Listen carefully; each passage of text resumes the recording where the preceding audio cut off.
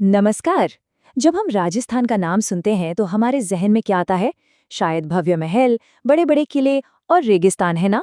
लेकिन क्या आपने कभी ये सोचा है कि इन किलों की नींव से भी हजारों साल पहले यहाँ एक पूरी की पूरी दुनिया बसती थी?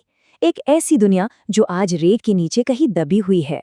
आज हम उसी छिपे हुए इतिहास की परतों को एक एक करके खोलने जा रहे हैं। तो असली सवाल तो यही है, राजस्थान की इस धरती के नीचे, इस रेत के नीचे आखिर कौन कौन से ऐतिहासिक रहस्य दफन हैं? चलिए आज साथ मिलकर इस रहस्य से पर्दा उठाते हैं। तो हमारा आज का सफर इन 5 पड़ावों से होकर गुजरेगा। हम अपनी यात्रा शुरू करेंगे गणेश्वर से, जिसे ताम्रयुग की जननी भी कहते हैं। फिर हम पहुंचेंगे बैराठ, जो महाभारत की घटनाओं का गवाह रहा। इसके बाद हम राजस्थान की कुछ और प्राचीन बस्तियों पर एक नज़र डालेंगे और फिर ये समझेंगे कि कैसे इन छोटी छोटी बस्तियों से बड़े राज्यों यानी जनपदों का उदय हुआ। और आखिर में हम कहानी को समेटेंगे राजस्थान के सबसे महत्वपूर्ण जनपद मत्स्य जनपद के साथ।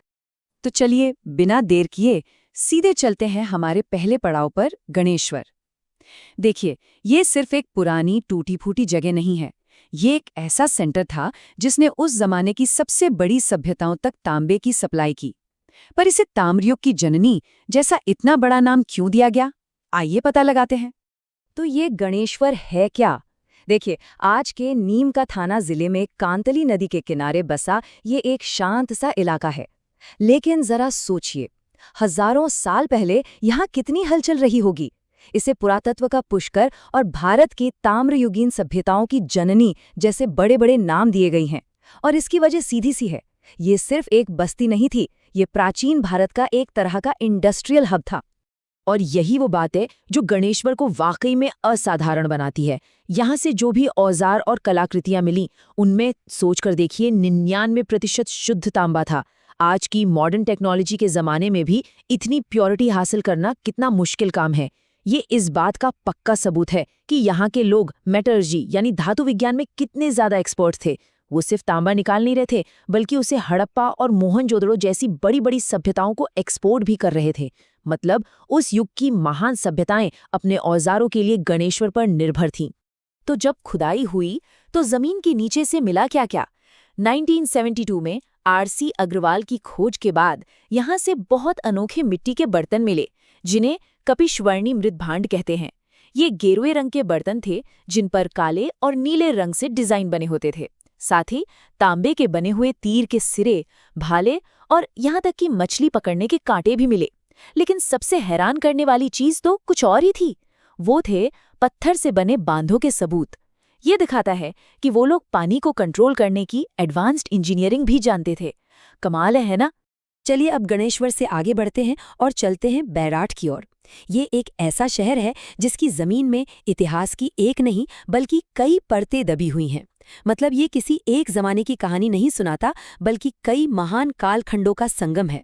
बैराठ का इतिहास आप समझिए एक टाइम कैप्सूल जैसा है। महाभारत काल में यही वो मशहूर विराटनगर था जहां पांडवों ने अपनी पहचान छिपाकर अपना 1 साल का अज्ञातवास बिताया था। फिर वक्त आगे बढ़ा और आया मौर्य काल, जब ये सम्राट अशोक के विशाल साम्राज्य का एक बहुत जरूरी हिस्सा बन गया। ये बौद्ध धर्म का भी एक बड़ा केंद्र था, जहां मठों और एक अनोखे गोल मंदिर के अवशेष मिले हैं। लेकिन अफसोस की बात है कि हूण आक्रमणकारी मिहिरकुल ने इस शानदार शहर को बुरी तरह से तबाह कर दिया।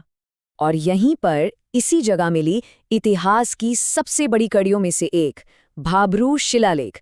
इसे 1837 में कैप्टन बर्ट ने खोजा था। अब ये सिर्फ एक पत्थर का टुकड़ा नहीं है, ये वो ठोस सबूत है, वो पक्का प्रूफ जो ये साबित करता है कि महान सम्राट अशोक ने बौद्ध धर्म अपना लिया था।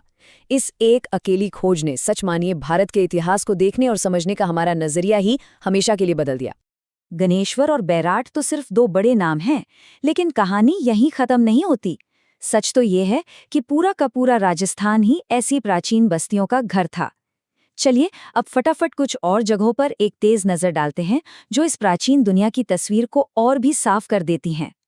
जरा ये नाम देखिए, ये कहानी को और भी दिलचस्प बनाते हैं। जैसे उदयपुर का बालाथल, जहां 11 कमरों का एक बहुत बड़ा भवन मिला और साथ में सूती कपड़े का एक टुकड़ा भी। या फिर जालोर का भीनमाल, जहां रोम में बना शराब का एक मर्तबान मिला।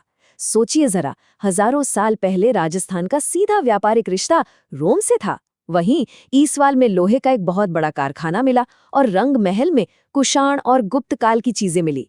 यही विविधता राजस्थान के प्राचीन इतिहास को इतना अद्भुत बनाती है। तो हमने ये तो देख लिया कि ये बस्तियां कितनी एडवांस थीं, पर एक सवाल मन में आता है, इन पर शासन कौन करता था? इनका सिस्टम कैसे चलता था? यहीं से कहानी एक दिलचस्प मोड़ लेती है और राजनीति की ओर मुड़ती है। ये वो दौर था जब छोटी छोटी बस्तियां मिलकर बड़े राज्यों का रूप ले रही थीं, जिन्हें हम महाजनपद के नाम से जानते हैं। तो ये जनपद आखिर थे क्या? देखिए, इस शब्द का सीधा सा मतलब है जहां लोगों ने अपने पैर जमाए।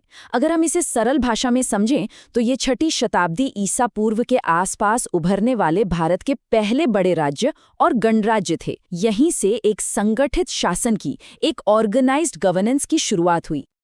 अच्छा, पर हमें इन राज्यों के बारे में पता कैसे चला?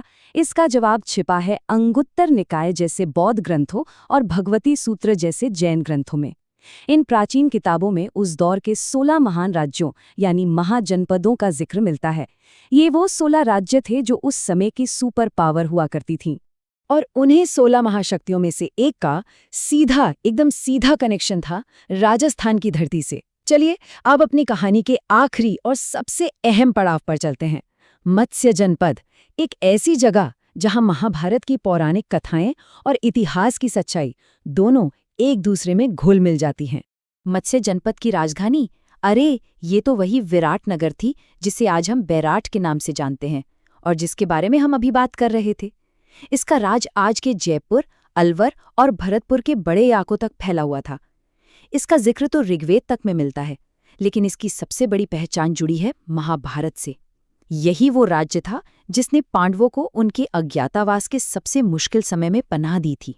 तो फिर इस शक्तिशाली जनपद का भविष्य क्या हुआ? देखिए, महाभारत युद्ध के बाद जब कुरु और यादव जैसे बड़े कुल कमजोर पड़ गए, तब मत्स्य एक बड़ी ताकत बनकर उभरा।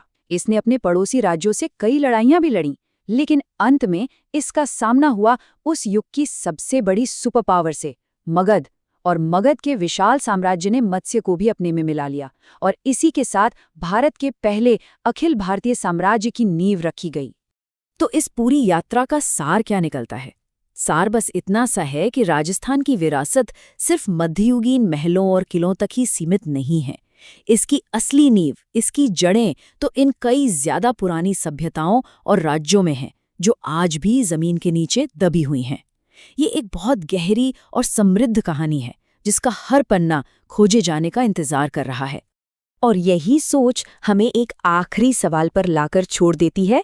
इतिहास की और न जाने कितनी ही ऐसी कहानियां आज भी हमारे पैरों के नीचे दबी हुई हैं, जो बस खोजे जाने का इंतजार कर रही हैं। शायद ये अतीत हमें यही याद दिलाता है कि जानने और सीखने के लिए हमेशा और भी बहुत कुछ बाकी है।